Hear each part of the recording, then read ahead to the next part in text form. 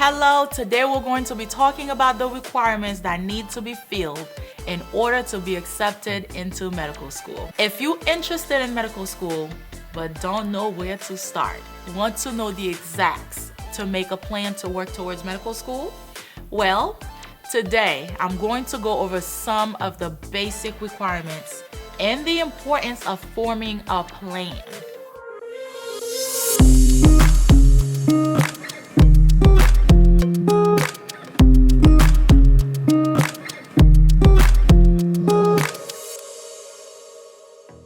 Having a plan for the future is a reliable way to ensure that you are on track. Over the course of this video, I will help you to formulate a plan that covers the most expected course requirements and will hopefully help you to prepare for the upcoming entrance into a medical school. Medical school is not something to be taken lightly, and neither should you take the time beforehand lightly either. I will tell you some of the recommended actions in and out of school that will contribute to a successful application into medical school too.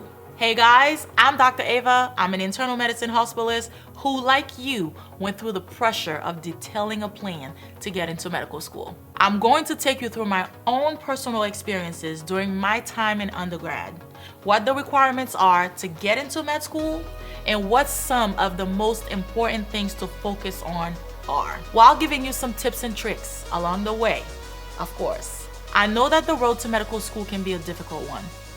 As both of my parents were involved in medicine, I was always realistic about what the path to success would be. I knew that it would be difficult, but definitely doable as long as I spent the time focusing and putting in the work. There's no room to cut corners in this industry, which goes for your time in undergrad as well. One of the first things you need to figure out is the courses you'll need to take.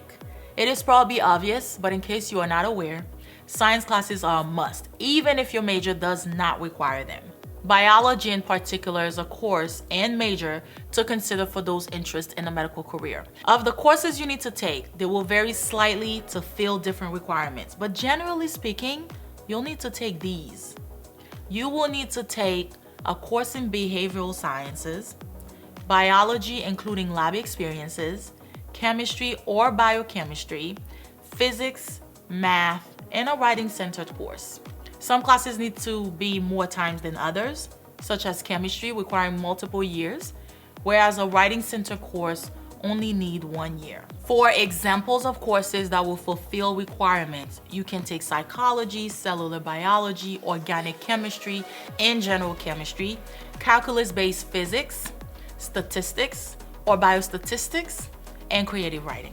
Of course, there are many other options, and also some courses that will need further pursuit, but these are just some examples of how these requirements can start to be filled. While you're doing your undergrad, you should also take the time to have a certain number of hours doing research or clinical work. While it is not a requirement to have clinical or research experience, it looks very valuable and impressive to the admissions committee and can make your application stand out to medical schools when compared to others. Not only does volunteering or working in a hospital make your application stand out when applying to medical school, but it has other benefits as well. The experience you gain can help you while in medical school when it comes time to do your residency. You will start to learn the flow of hospitals and some of the basics of what working in one will entail. It's also giving you experience interacting with patients. You'll learn firsthand the temperament needed and some of the problems that may arise while working. Having an internship is also a good way to demonstrate your willingness and desire to help other people. It is a way to become part of the system that you already are curious about. Helping others is never the wrong thing to do, so it is a win-win. The work at the hospital is also a good balance between learning while still being a break from work. It takes you away from your studies, but still comes with many things that will benefit you. Remember, while all of this is happening, to create some time to spend with others as well. It is still your undergrad, and you need to take the time and opportunities that come with that as well. Having a heavy course load and working in the hospital takes a lot of your energy and your time. So make sure you have time to work on yourself. Be willing to take the time to sleep when it comes. because your time at the hospital might have you working odd hours. The weird hours will act as a glimpse of your work in the future if the goal of your career path is to be in a hospital environment. Look at your preparations as a slight trial run.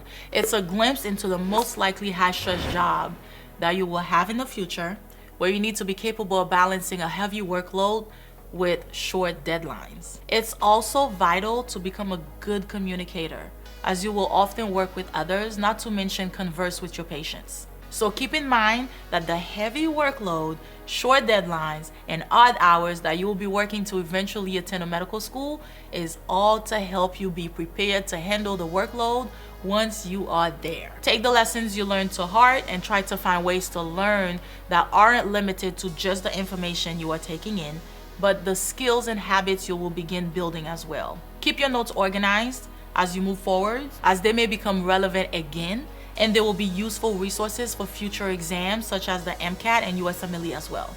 The information may come up again, so transfer it to a form that can be accessed. Look at the requirements of the med schools you are interested in when making your course schedules so that you don't overload yourself throughout your college career. Make sure to balance the tougher courses or ones you know you may have some difficulty in with others that have an easier workload. Take both the information from classes of volunteer work to heart. Anything you learn during your college days can help you at medical school. So be curious, attentive, and effective in your work. If you want more organized and personalized help, get in touch with me for my one-on-one support. I have an online mentorship live with me, you and I, together for a whole hour with me teaching you step by step on how you can successfully get through this period of your life. Click on the link below. See you next time.